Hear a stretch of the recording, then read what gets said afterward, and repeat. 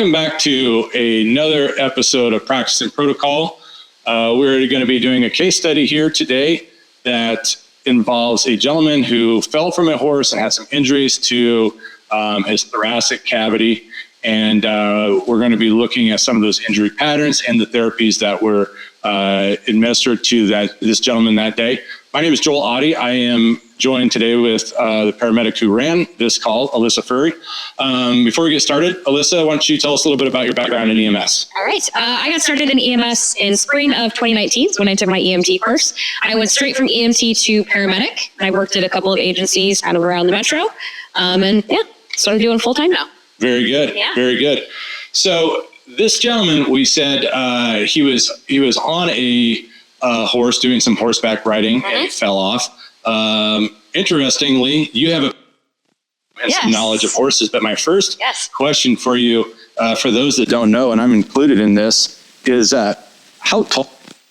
It kind of depends. Horses are measured in something called hands, which is 4 inches. But the average horse is going to be probably about 5 feet high at the shoulder. That's kind of where you measure a horse. And based on the size of this gentleman and his height, that's probably about how big the horse was if he was riding. Okay. It's about 5 feet at the shoulder, at least, maybe even bigger. Okay. So I might think like 5 feet, not that high of a fall. And 10th edition PHTLS even mentions what is a significant fall for an adult. We're saying 20 feet or higher. However, there is always other factors, like what did they land on? The age and condition of the patient prior to the fall, any medications they might be on. But in the case of a horse, I also think that a consideration is the forward travel in addition to the fall that may have taken place. Do you know anything about that, or was that a little up in the air? It was a little bit up in the air. I do know that the patient had a lot of experience riding horses, which generally those aren't people that just fall to the ground. Usually that's a case where the horse is bucking or trying to use some kind of force to get the rider off. The horse might be moving at an increased rate of travel and the person falls. They might buck or toss their head or something. So regardless of it, only being 5 feet, he was likely tossed from the horse in some way. Okay. It sounds like the horse was acting up somehow, a younger horse, and he was somehow thrown or fell like that. Gotcha. All right. Well, let's take a little deeper then.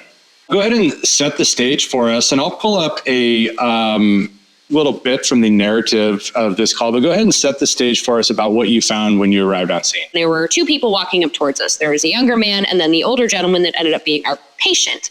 Upon seeing him, we actually had a moment of, where's our patient? There's somebody really what you expect with a fall from a horse. After we realized this man is in fact our patient. He was very, very sweaty. It was warm that day, but not super, super hot. He was kind of holding his side. He was limping a little bit. And we were able to just kind of get him up. And he stepped up into the ambulance with a little bit of assistance, but not much. He didn't have a lot of pain anywhere. The biggest problem with him was he was super sweaty, which was obviously something that we kept in mind right away. He kept kind of holding his side and his rib cage. And he was very distressed, very anxious. Okay. We immediately went to assessing the respiratory status and asked him, how is your breathing? He says, this lung isn't working. And he could point exactly to that right side of his chest. And it was very clear to us, we got to listen to lung sounds. We got to evaluate this guy, see if he's got a pneumo or a hemothorax going on. When we did assess lung sounds, we found left side, pretty normal, right side, to none. Assessed his lung sounds, and then I did as well, just so that we could kind of confirm. Something else we made sure to do is we assessed lung sounds on scene. It's really hard to hear lung sounds when you're driving down the road, and it's really hard to hear them over clothing. If your patient moves at all, now you hear that rustling of the clothing in your stethoscope. So we went under the shirt on scene, and we both did it just to be sure that we were hearing the same thing. Yeah, very thorough exam when we were concerned about something that's a subjective finding, I guess. Mm-hmm. Some of the non-subjective findings, or less so anyways, vital signs. Overall, these aren't horribly alarming to me right off the bat. Tell me about that.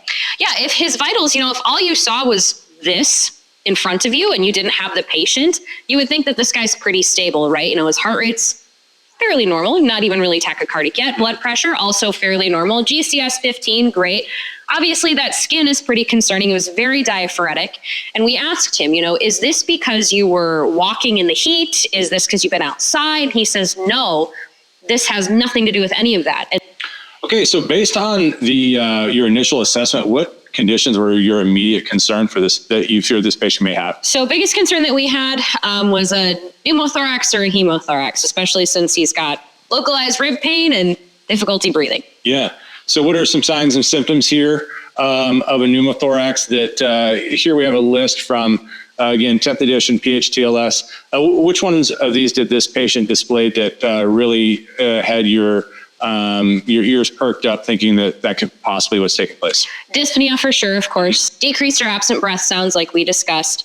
Once we were able to kind of observe him in the ambulance a little better, we did see some unequal chest rise, but our biggest things were the breath sounds, the dyspnea, and able to pinpoint and say, this isn't working right here. Sure. All right, well, let's look in first a little bit and see some anatomical boundaries inside and establish what exactly the thoracic cavity is. And here what we have highlighted, you can kind of see the outline of this gentleman's skin. This is not our patient, by the way. This is a generic cadaver. His rib cage has the pleural lining, and that is going to establish the boundary of the chest wall for the thoracic cavity. And then on the inferior side, we have his diaphragm. I am going to go ahead and add in his lungs and his heart in here as well. And a couple of things I want to highlight. I think that we learned poorly when we were young kids in school where our lungs are. And I'll really highlight to you that lung starts back all the way up just behind the clavicle. So our lung is much higher up than we maybe thought it was. Also, I'll point out that his sternal notch is about right here, and his diaphragm is a little higher than that. So really, our rib cage also contains part of our abdominal cavity, in particular protecting our liver on the right-hand side, and then our spleen and stomach on the left-hand side as well. Mm-hmm. So understanding where that thoracic cavity truly is going to be very important here in a second. Mm-hmm. So let's take a look too at a view of what a pneumothorax is in particular. Mm-hmm. So we're looking at what exactly we mean by a pneumothorax. Pneumo referencing air, thorax meaning the thoracic cavity. And what we have here, again, this is not the patient from that day, but this is a representation from a actual human. And what I'm going to do is peel away here from the side, and we'll take a look. We can see the lung highlighted, and here in the anterior portion of the thoracic cavity, you can see this lung is pushed back.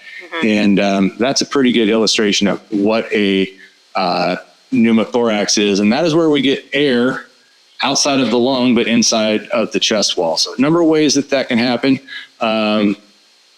But this is what we see in this case, is that the lung is pushed back. Also, the reason why they call it a collapsed lung. From the superior view, so this is as if they are laying supine with their head towards us.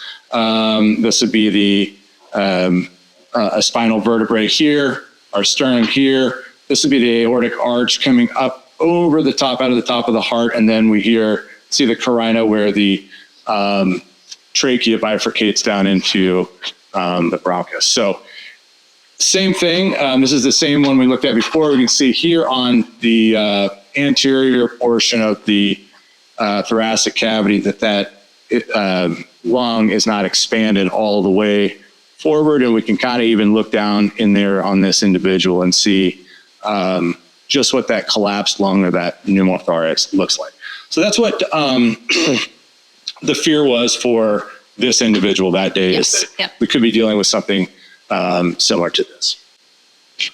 All right, now that we looked at the pathology behind a pneumothorax, let's talk a little bit about different types of pneumothorax. We know that not all pneumothorax are the same. What are some types of pneumothorax that we may encounter? So we've got a simple pneumothorax, which is what we saw in the cadavers. So that kind of affects just one side of the lung. You can have an open pneumothorax where something is exposed to the outside air. You might see that in like an impalement injury or a gunshot wound, something like that opens the thorax to the outside.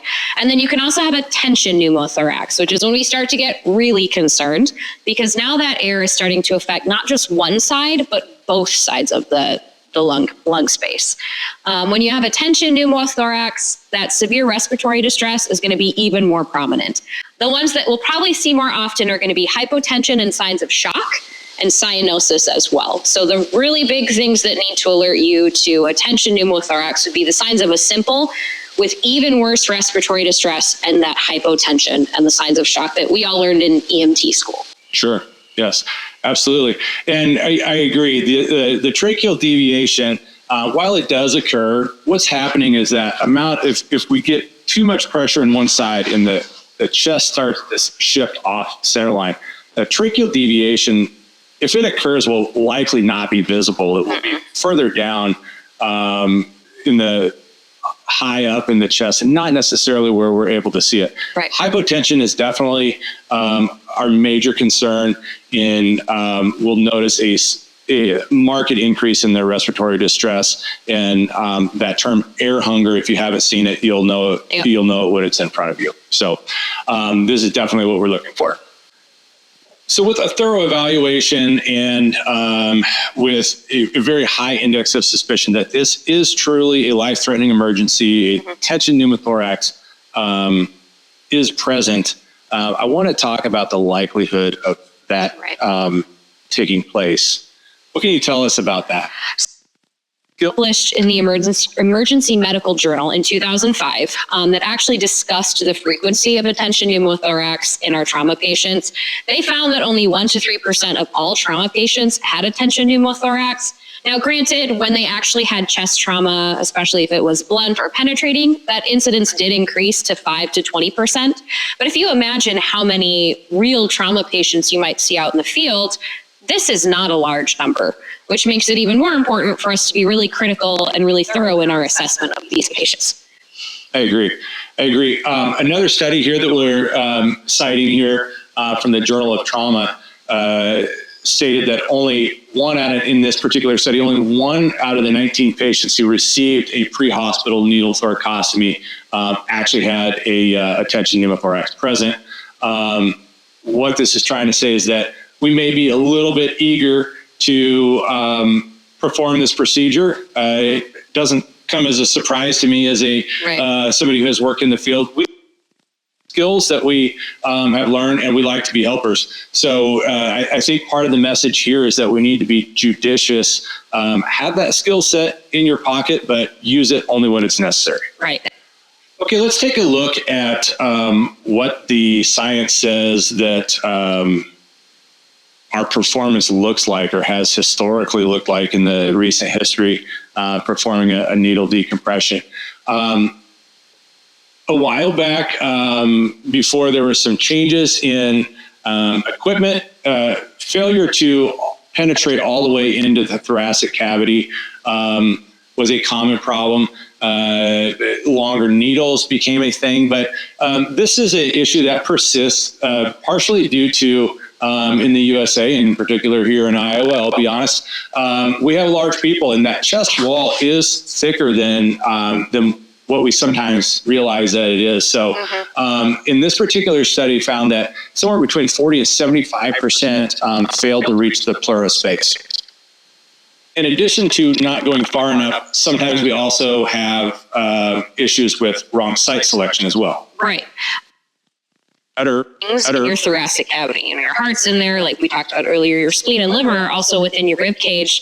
And if we remember the anatomy from earlier, your lungs are really high up, and a lot of people think that they go down to the bottom of your rib cage. Well, if you start placing your needles down at the bottom of your rib cage, you can have splenic or liver lacerations. If you have a misplacement on the left side, you could even have a penetrating cardiac injury, which could lead to even more bleeding. So knowing better with our training and our performance on the procedure, let's shift to that decision to actually pull the trigger and perform this procedure in the field. I'm going to pull up here from ATLS and PHTLS, both cite this as decision to treat. Tell us about these. So these are kind of the big three that you need to look for before you do a needle decompression. Our patient had obvious respiratory distress. He had labored breathing, unequal chest rise and fall, and he was tachypnic. He had confirmed by 2 skilled providers on the one side of his chest. The one thing, thinking back to his vitals, that we maybe didn't see was that hypotension. Remember, my patient had a systolic of 132, I believe over 62, which is pretty solid blood pressure.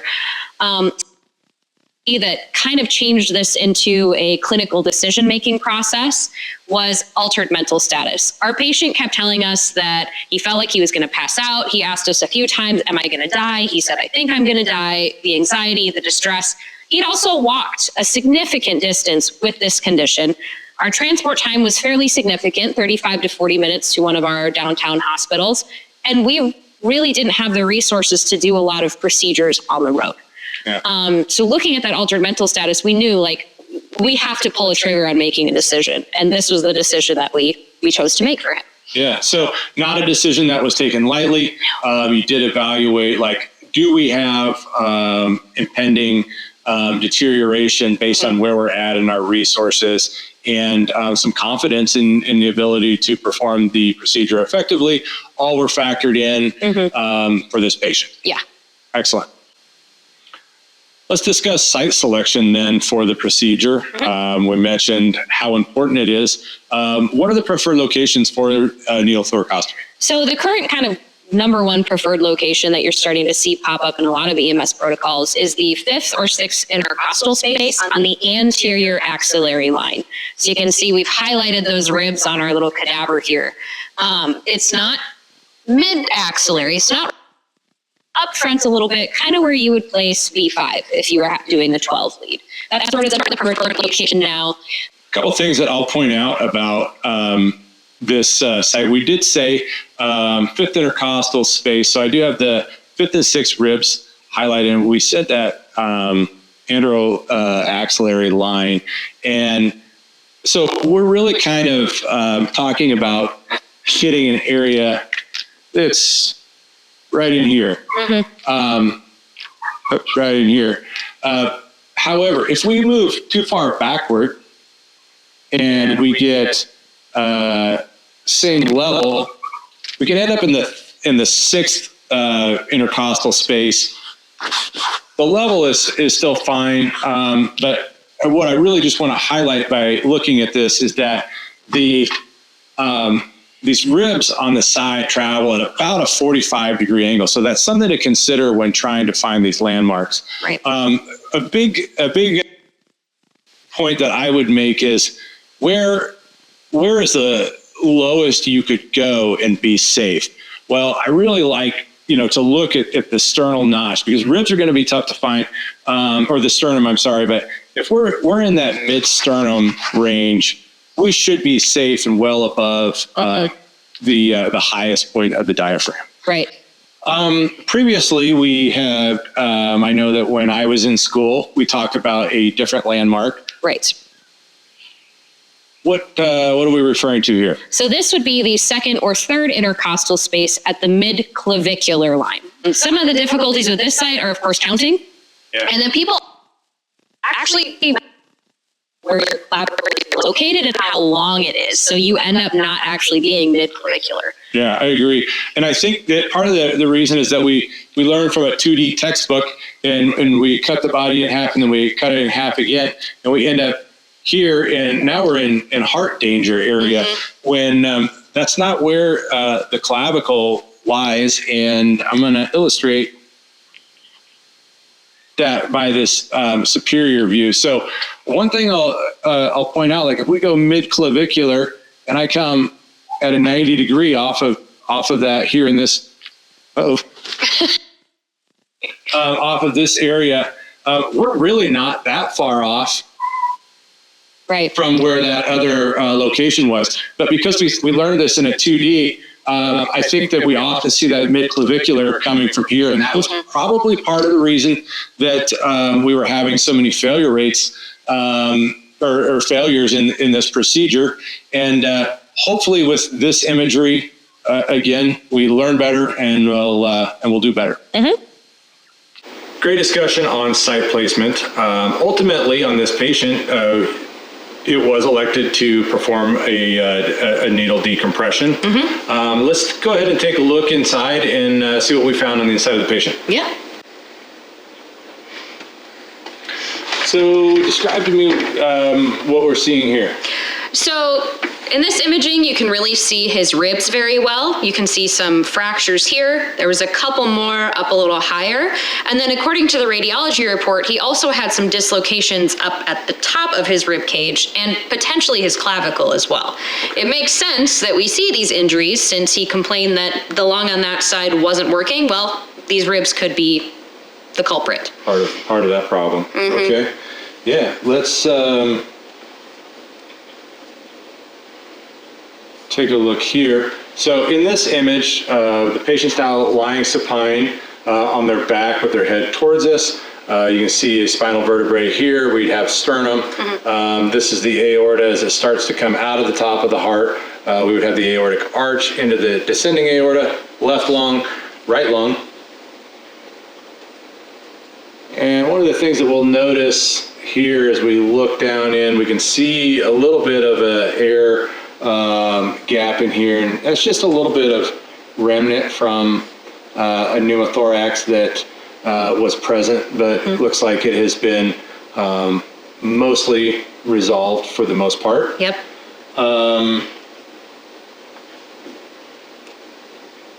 But I do want to look at this is the CT image. A couple of things from the CT image, and this is the same thing that the physicians at the hospital would have to look at. One thing we'll notice, right where we saw those rib fractures, we'll notice this dark area right here. That's pneumothorax as well. So, and then there's a little bit of you'll see white here, that lighter colored. Could possibly be some bleeding. It could possibly be some pulmonary contusion. Not my area of expertise is reading CT scans by any stretch of the imagination, but we definitely see those injuries that are consistent with what we saw in the other image. And then we're going to come back to this, but we'll notice here that the level of the diaphragm on the left side when compared to the right is much lower. This is where we would anticipate it to be. This seems to be abnormal, and we'll look at a couple of possible reasons why that might be.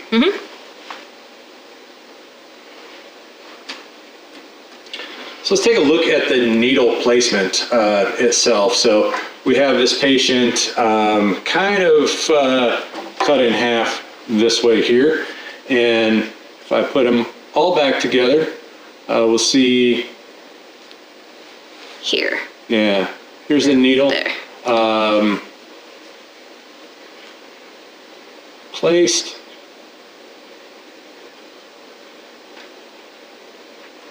And what we'll find is that that needle ends up being kind of sandwiched right in between the liver and the lung tissue. So exactly what we would anticipate to see if there was an air gap that was then relieved is that it would close and that it would sit in the boundary of two different anatomical structures, I guess. Right.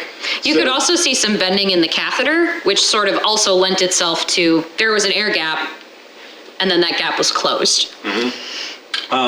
However, when you were in the ambulance, you didn't have the luxury of knowing this, but you had some indications that the procedure was effective. What were those indications? So my partner was on the the right side of the patient. So he was the one that got to actually perform the procedure. He found the anatomical landmarks and the site first, and then I confirmed it, and then we both kind of assisted each other as far as the placement went. He at first didn't feel a pop. He used the syringe method, so pushing out about 5 cc's of fluid from a 10 cc flush. You wait to see bubbling.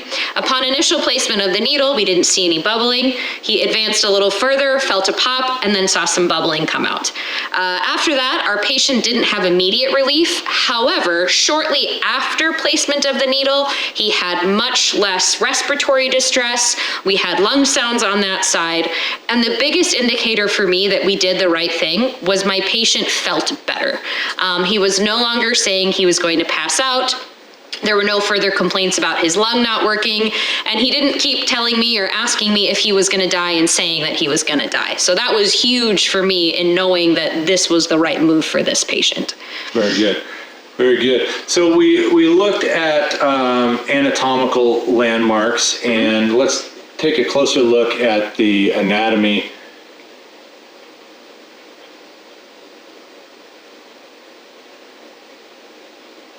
And where we ended up with this individual. So with this density filter, I can kind of, we can leave our catheter in place here and take a look at what intercostal space we're in.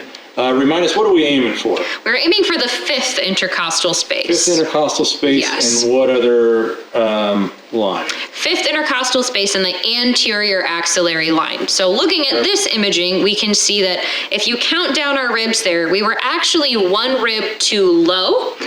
And if you look at kind of the side profile of this patient in the same image, you can kind of deduce why. So when you see where our needle is placed right here, we're a little bit too mid-axillary. So our level was actually correct. What we didn't do correctly was the anterior line. We went too mid. And if you look, if we would have gone that anterior axillary line, we would have hit that 5th intercostal space perfectly. Yeah, so you're saying that had it been just a little bit further forward, right. We're in the 5th intercostal space, elevation, top, up, down, looks good. Yes. Maybe just a little bit too far back. Yeah, I can see that as well. I can see that as well. But yeah, ultimately, well within a margin of error. And if we think about some of those other anatomical landmarks like the sternum, or maybe in some cases we could use a nipple line, or like you mentioned, the fingers in the armpit, right in there is where we would wind up. So seems like a good shot. It looks like a little bit of a learning point, but yeah, well within margin of error. So when we were in looking at the CT scan, we did see what appeared to be a little bit of an anomaly here, where we saw his diaphragm at this level on the left side, but then on the right side, so here would be his liver, and the liver looks a lot higher than where his stomach spleen would be on the other side. Any explanation for why this could possibly be? So it could be something benign, the way he's laying, how he was breathing at the time the imaging was taken. But something else that was kind of brought up as we sort of discussed this case with other providers and some physicians that we knew was a potential phrenic nerve injury. So the phrenic nerve actually innervates your diaphragm. It originates from up around your C3, C4, C5, and sort of travels down the neck and along the rib cage, and then goes down and innervates that diaphragm. To that nerve, what injured, that same side of the diaphragm will lose its innervation. And that can sometimes lead to this, where it kind of isn't really working correctly. Okay, so you're saying an injury of that nerve now has caused this muscle to kind of go flaccid, and when that the lack of muscle tone allowed the abdominal contents on legs spine to kind of move upward. Yeah, possibly.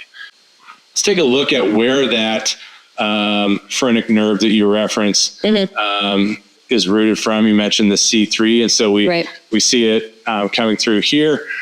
Interesting. Right in here is exactly where we saw a rib fracture here. We know we had some dislocation. So certainly a viable hypothesis that we had some type of a nerve syndrome that was affecting the muscle tone of the diaphragm. Yeah. Is this a known injury pattern? It's not common, but let's take a look at what some known examples of this do look like. Yeah. And this isn't anything that our patient was diagnosed with, but just kind of based on that CT and the imaging that we're about to see kind of led us down that path. Yeah, very interesting discussion point. Yeah. Example of what a phrenic nerve injury looks like. We're going to take a look at a case that was published, phrenic nerve injury following blunt trauma.